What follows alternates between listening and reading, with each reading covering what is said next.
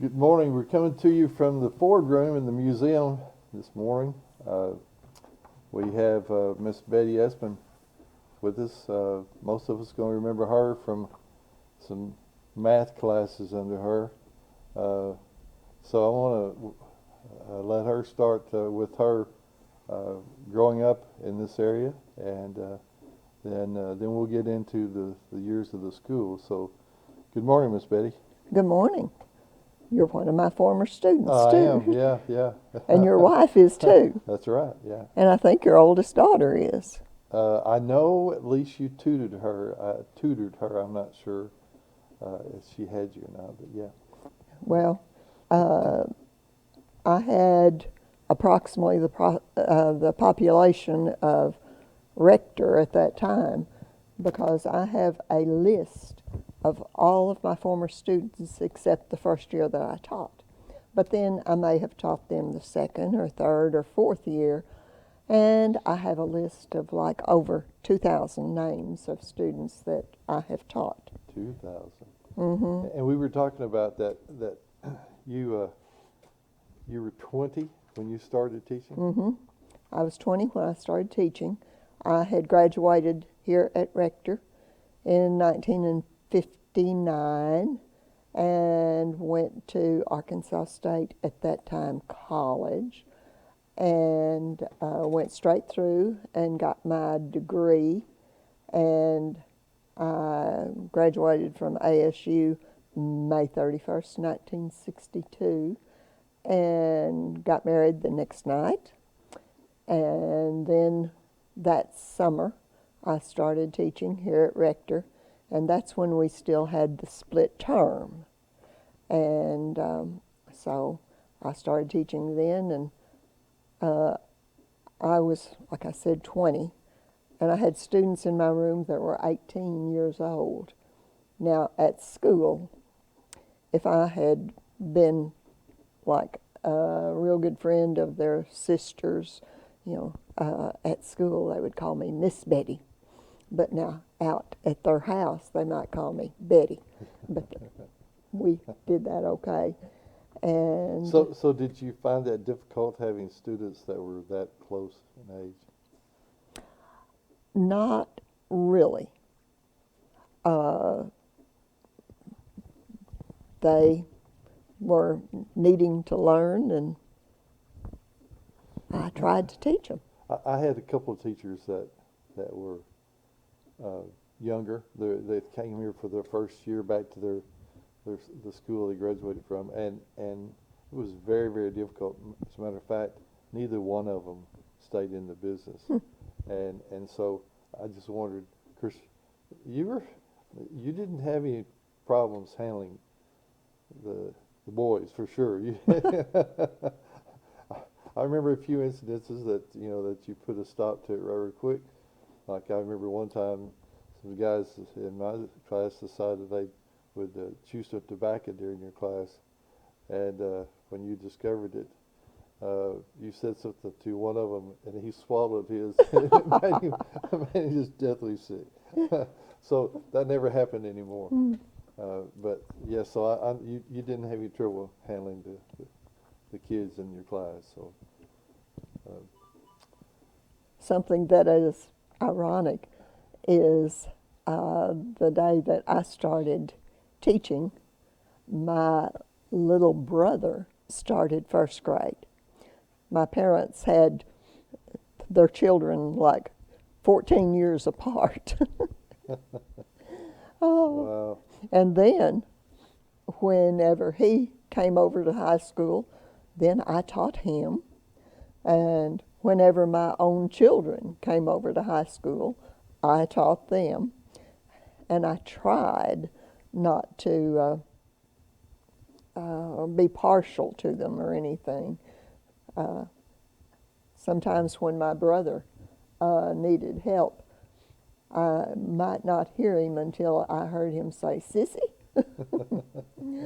Oh. Well, and that's Rudy. Mm-hmm. And Rudy and I'm a little bit older than him. Mm-hmm. That maybe I don't know, maybe a couple years older. I don't know how much older I am than him, but we're Good friends. See him a lot. See him at the auction a lot. Yeah, good guy. So, how about growing up in Rector? What do you? Let's hear some of your background first. Your family background. Well, I was born 2 miles from where I live now. And something that's ironic, if you go in the opposite direction 2 miles, that's where my husband was born. So I've always been a Rector person, except briefly during World War II. My maiden name was Randleman, and I am a little bit distant kin to the bull Randleman that was in the Band of Brothers. And anyway, like I said, I was born 2 miles from Rector. And then that it was just right after Pearl Harbor. And I was about 11 months old when my father went in service. He went to basic training, and when he came home, when that was over and he came home, it was just very, very brief, and I did not see him anymore for 3 years. He would send pictures home occasionally that they would make over there, but thinking about it, never saw him for that length of time. He would write, and the family would write back, and it was just a long time. But I do remember the night he came home. My mother and I were staying at some of the family's house overnight, and someone from town, I don't know who, brought him out there. And I remember us going out on the front porch, and I peeked around my mother's gown tail to see who that strange man was getting out of that vehicle. You know, and there's just very few things that you remember and think about. But then after he came home, we briefly went to Michigan, up close to Detroit. It's a suburb of Detroit. And Mother kept house for her sister and some brothers that were staying there that were working in the auto industry. And it didn't take long. The next spring, we came back to Arkansas, and Dad rented some ground down around Leonard and bought a tractor and started farming. And I started school out at Leonard and went through the 1st through the 6th grade out there.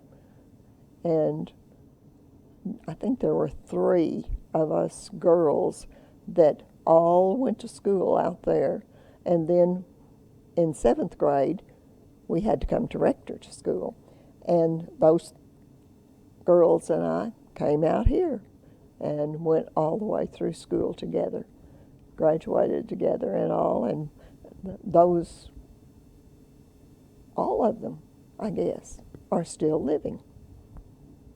So that's good. I did the same. You know, I went to Boydsville. We moved to Boydsville from St. Louis when I was about 5, and then I started to school at Boydsville, and in the 7th grade I came to Rector, and then in 8th grade I think we moved to town, as we say. Yeah. Well, I remember one time when I was out at Leonard that I don't know how many came out to Boydsville and played ball one day. And I guess that's the only time I remember ever being all the way out at Boydsville.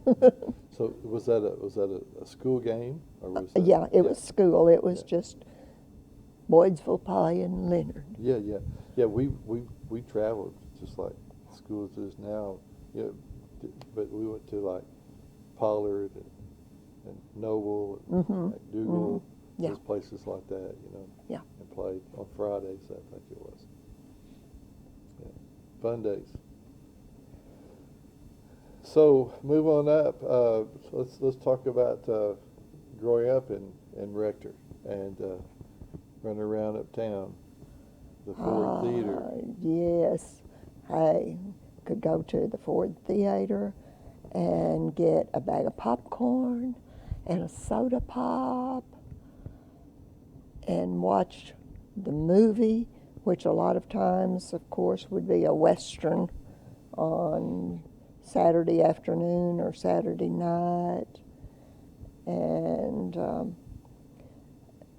you know, that was just an enjoyable time. And that was like a quarter. Cost you about a quarter to do For all of it. Yeah. Uh-huh. And then you could walk up and down Main Street, and the parking was at an angle. It wasn't parallel Wasn't parking. parallel. And I mean, the parking was packed. And you could walk down to the hotel down there where the police station is now, Right. and get some ice cream if you had enough money, and all. So,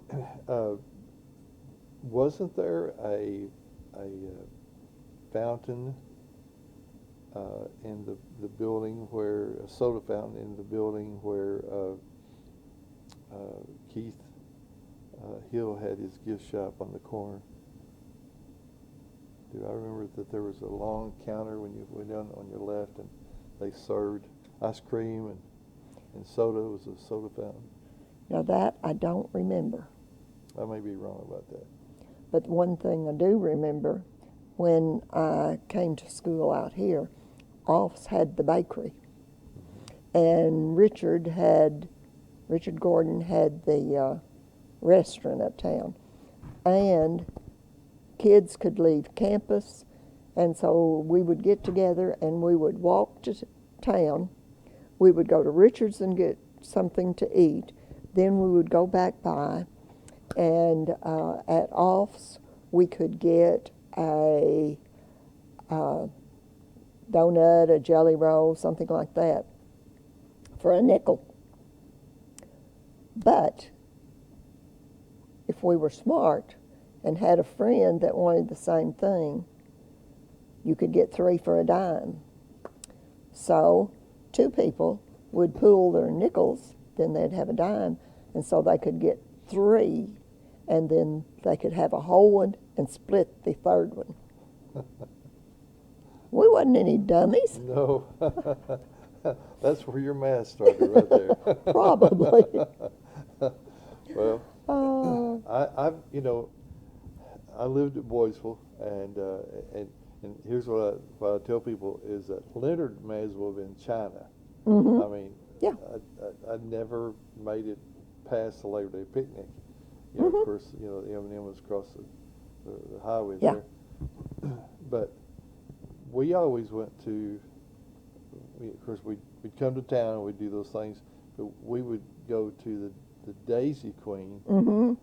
and we'd get we'd either get a 6-pack of Pepsis that would last us all week. You know, you had Mhm. these Tupperware things that popped over the top that Yeah. kept them sealed.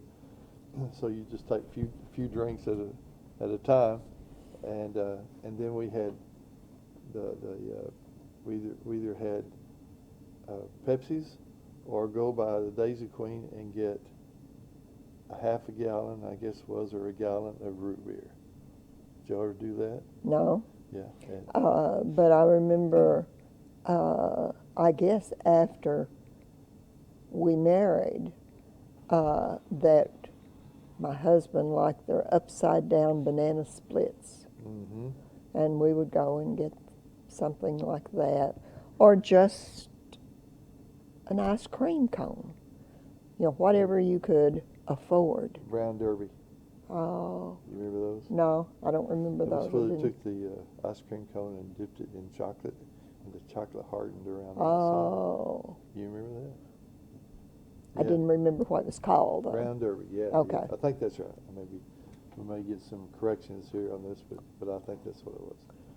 But something that a lot of people don't remember, they remember about Haley's having the Daisy Queen. Uh-huh. And then they remember about Haley's having the broom shop. But his father had a broom shop before that. And it was down on Phillips Street, I believe, on the corner of Phillips and something. But he had a broom shop there, and my grandparents lived right in the house north of him. And now that house is gone now, just in the last year. And I remember going there and could go in and watch Mr. Haley make brooms and all that. And it was interesting, but, you know, the generations went on. Yeah.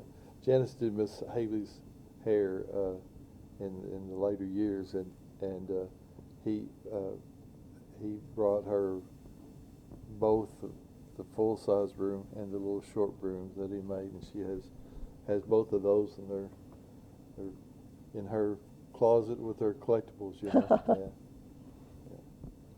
Well, I don't have those, but I have a broom that I bought last year down at Parker Homestead, Oh, huh? Yeah. and I brought one, and it was just before Halloween. And I told people that I had bought me a new car to ride for Halloween, and there was that broom. You know, I bet a bunch of your students would believe that. Probably. Oh. No, I have to say I enjoyed you as a teacher, and I've heard many people say that you loved teaching, you loved helping the kids learn, and that's two of the most important things I think for teachers. But I think everybody will be honest and say that, even if they didn't make good grades. Like me. I tried to be fair, and I know after we moved to town from Leonard, that's after I got married and all, and I had a phone here in town, didn't have one out there. But when I had a phone, usually the first day of class, first thing I would do was write my phone number down on the board. And I would tell the students, I said, now if you're doing your homework and you have a question, you can call me. But just don't call me after 10 o'clock at night. Well, one time I had these 2 or 3 boys that got together one night, and they decided to crank me. They called me at 4 o'clock in the morning. Oh. And one who taught said, Miss Essman, did we have any homework? I said, I really don't know, but I'm just almost positive you did, because I usually gave homework. They could do it in class sometimes, and sometimes they had homework. But somehow or other, they couldn't keep quiet, and I found out who they were, and I was naughty. I made them all stay after class, or come in at noon and stay like 20 minutes apiece. And I said, now that's how much sleep you cost me that night, because after you called me, it took me a while to get back to sleep. So. That's funny. Well, the one thing that the not students, but people in town remember, will always remember you about, is senior ride in, and I'm not sure what that's called. I'm sure you have a name for it. The one that the seat goes up and down like this. It's always in the Labor Day parade. Also, anytime there was anything, any kind of festival going on in town, I could tell Larry loved pull the kids around. Oh, yes, And, oh, yes. and so that everybody's going to remember that for sure. You know. Yeah, a lot of people told me they really missed it last year. But, Well, now, has Danny, has he driven at one time or something? Didn't I remember he maybe not. Maybe I just thought no. he was going to or something. So,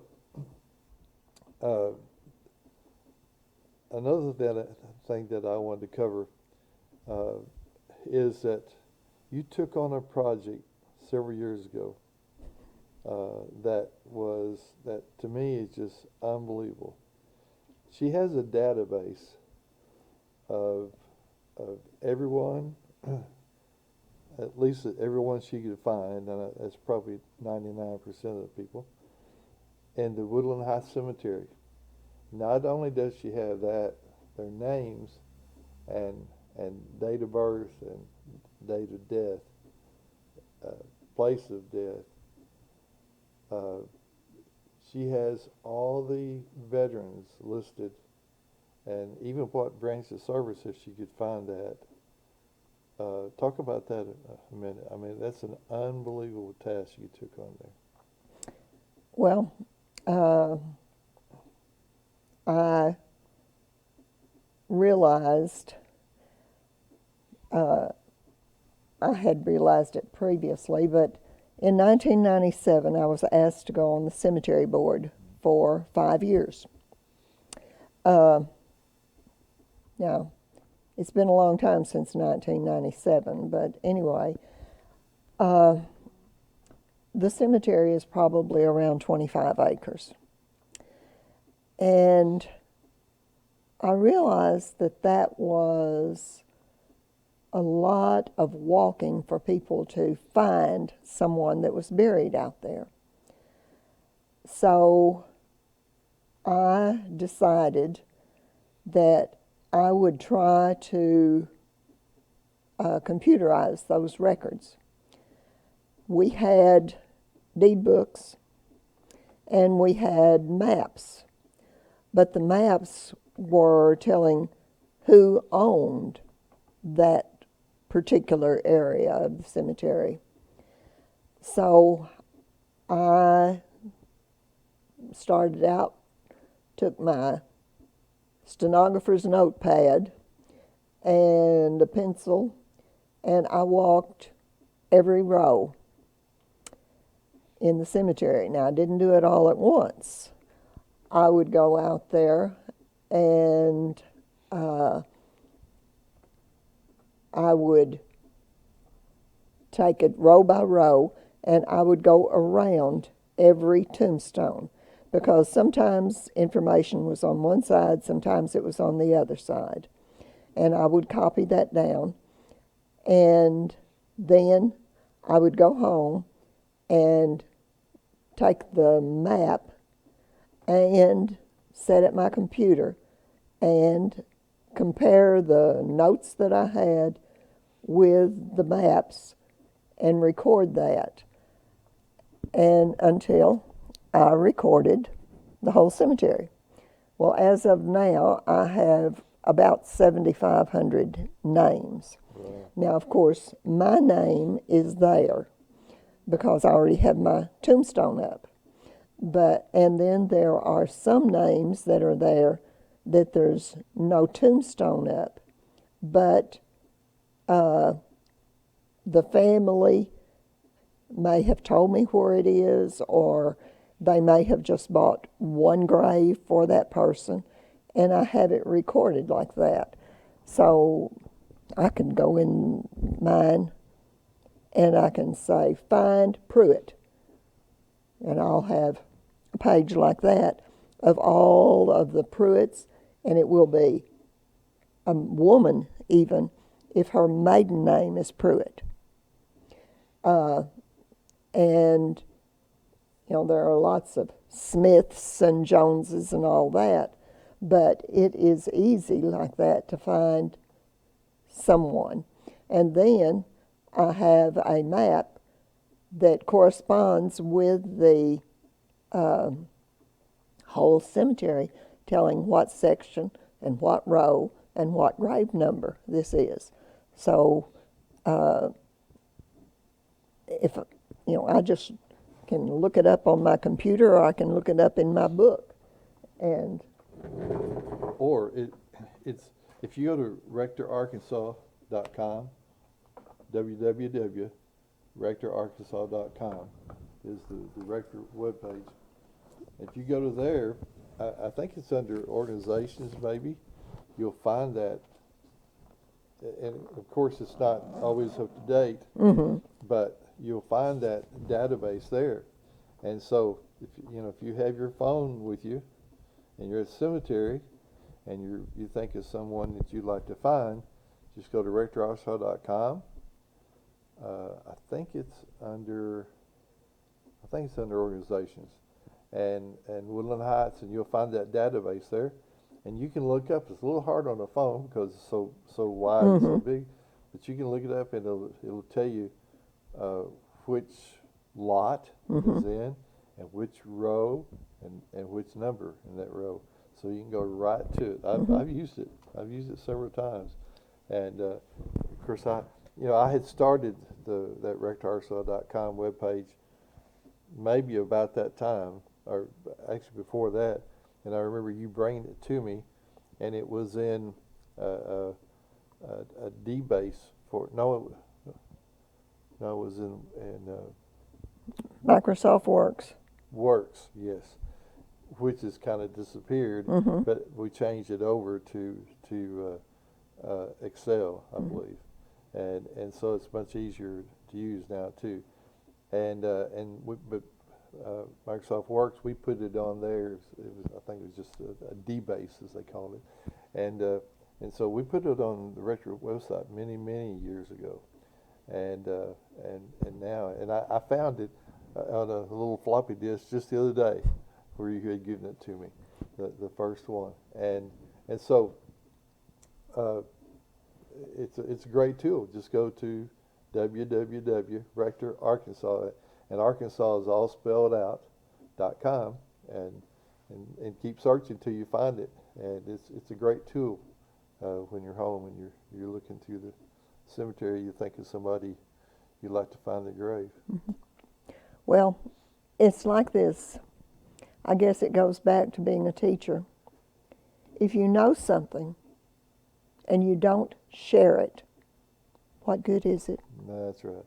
You're supposed to leave this world a better place than it was when you came into it. Right? Yeah. That's yeah. right. I added things right after I started.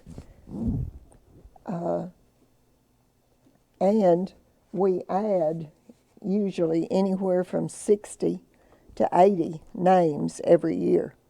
60 to 80. And is that number getting bigger every year? Yes. Okay. Oh, No, I mean the per year. No, because now we have a whole bunch of cremations, and somebody may not bury the cremains. Yeah. Every once in a while, my book gets so ratty that I print out a new one, and then I think I printed this one out 3 or 4 years ago. And as you can tell, it's not pretty anymore. Got a lot of notes written in. And that's what has happened. Yeah. The people in red here have either passed away or they have had a tombstone put up. But then the blue over it means that I have included that information then in my computer.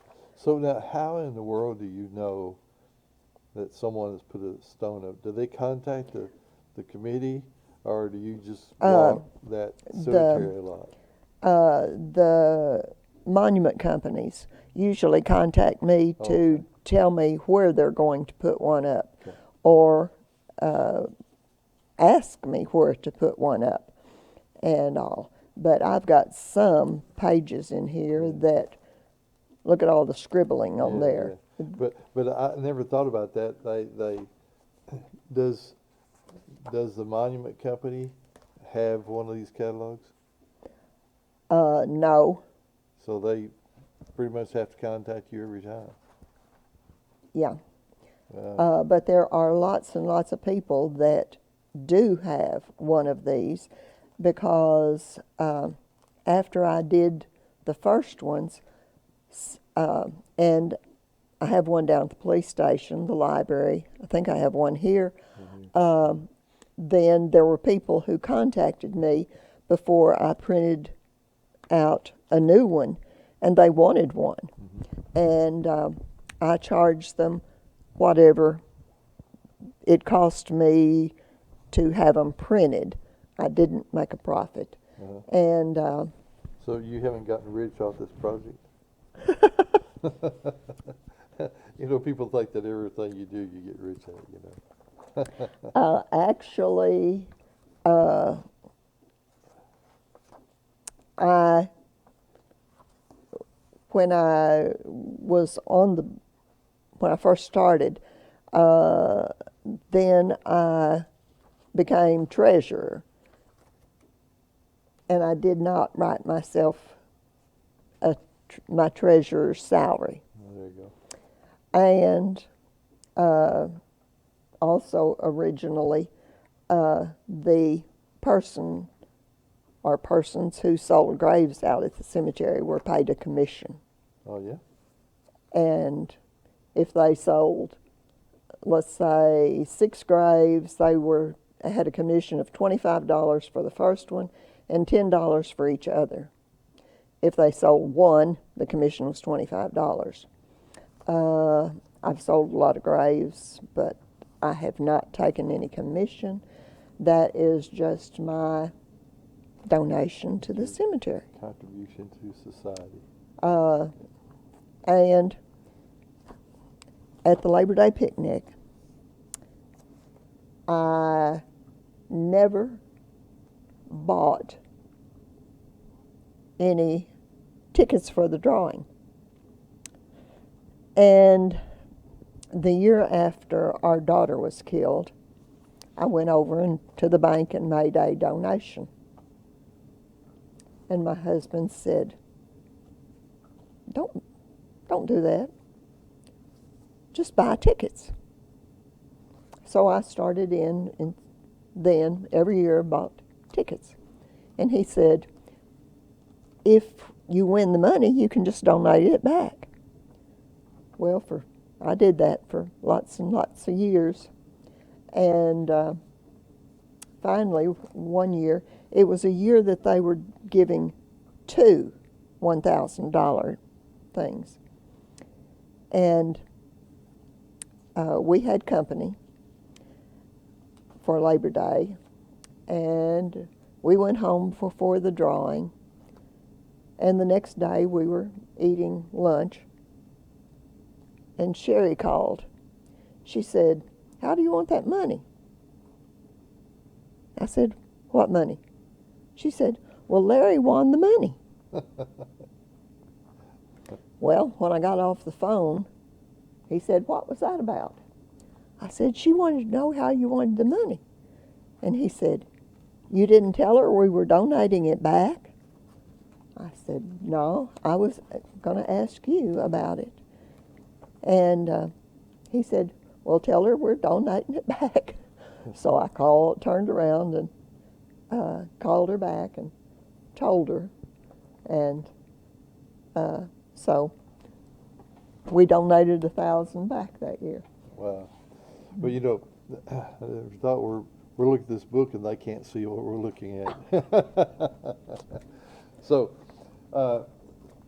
we've been on here about 35 minutes. So, Anything else that you want to add? And we'll do this again. Let me look Let at. her look at her notes here and see if there's anything that she forgot to say, because like I say, we'll do it again soon, so.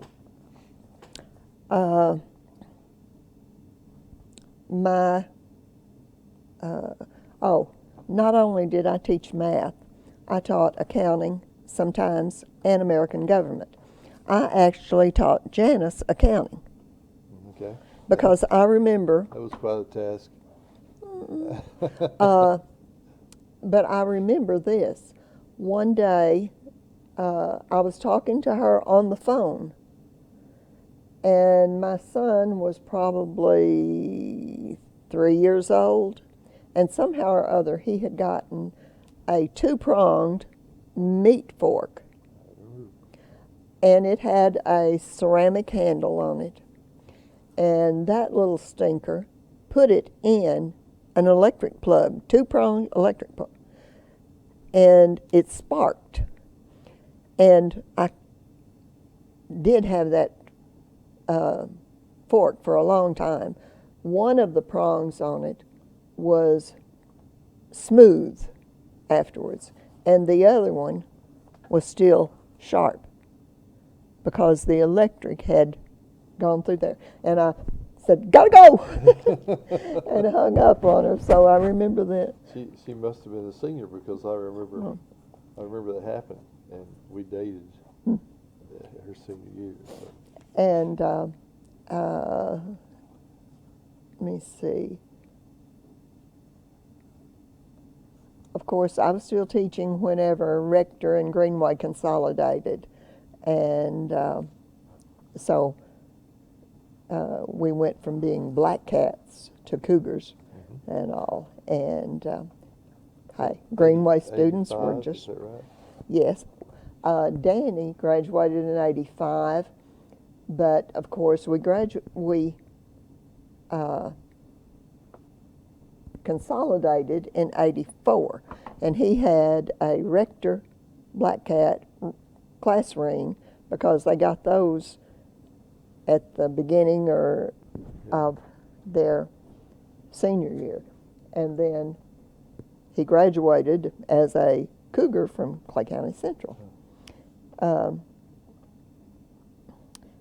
And our daughter had graduated here in 1981, and then she was killed in a car wreck in 1985 over at Corning, where she was working. And of course, that is every parent's nightmare. So I feel as if I had empathy when any parent had to come to the cemetery to buy a grave for their child. And like I said, that was '85, and it was during the summer. And about 6 weeks later, school started. And I went and taught school. There was a few times that I might fuss at a class of my students for them to be careful driving and all,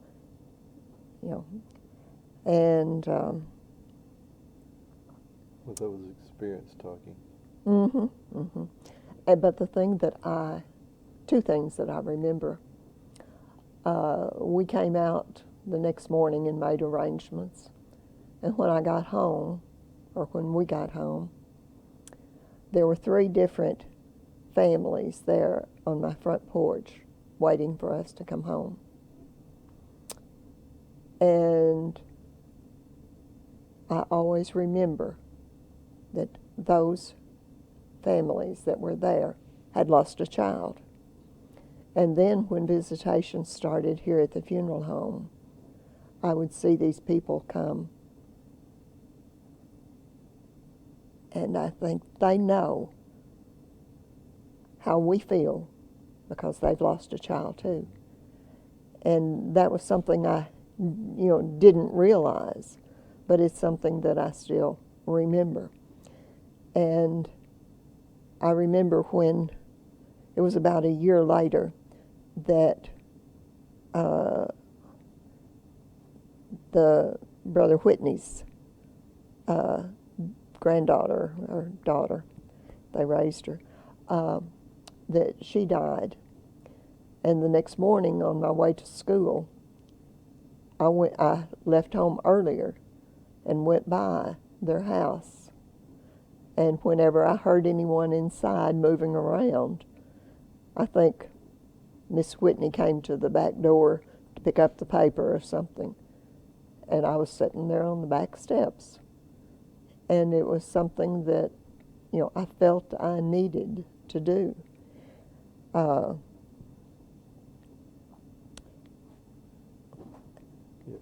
I remember my those same things about, I lost a brother. Ronnie. In '68, yeah, and his wife. Yes, I remember and, that. And my parents felt like you, that they could actually empathize with people. Yeah. Something you never forget. It's not, as they say, you're not supposed to bury your child. No. But sometimes it happens. Yeah, it does happen more often than you think when you get to talking around to people. Yeah. Well, when I was teaching, of course, we were off in the summertime, and in '68. My husband started farming, and I started when I was out in the summertime. I would start driving a tractor with him. My daddy had taught me to drive a tractor, and so I helped out like that, and I even drove bob trucks. I didn't learn to drive a trailer truck, though. Just stayed with the bob trucks. Yeah. And in summertime, I was also a gopher. I would go to the store for parts and something like that. So I helped out on the farm, and I continued to help out on the farm when I retired. But then we had time to, in wintertime, if we wanted to go somewhere, we could. And he went to lots of farm auctions around in Tennessee and Missouri and down South Arkansas. And we would go to those, and we enjoyed those. And then in 2010, he decided to retire from farming, turn it over to our son. And when he did, he said, I think we need to move. Said, I can't be here at the house and them being out the shop working. So we purchased the house here just north of the cemetery and moved. And when we did, then eventually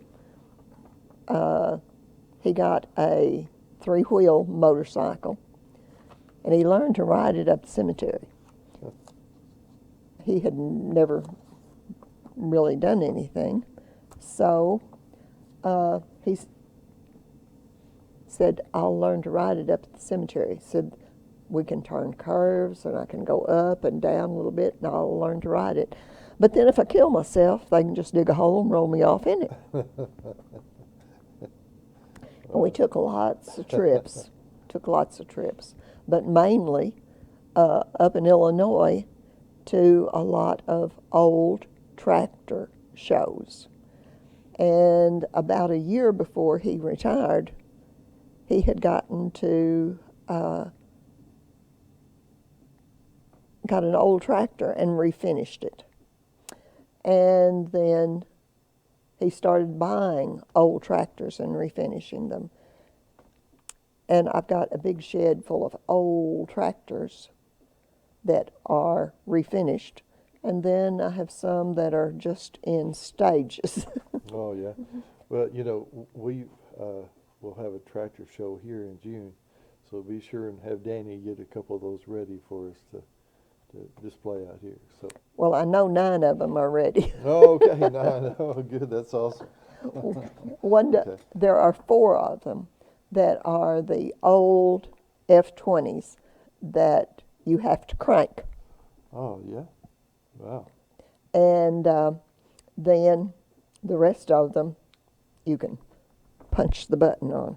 But we've had several collectors tell us that they want to be involved. Apparently, we didn't get the word out enough last year, but we've been talking about it all year. And to anybody that we find out, I found one the other day that they said had about 20. So hopefully, we'll have a good tractor show this year. So before we go, the one thing I want you to tell a couple of stories about students, funny stories about students. Mm.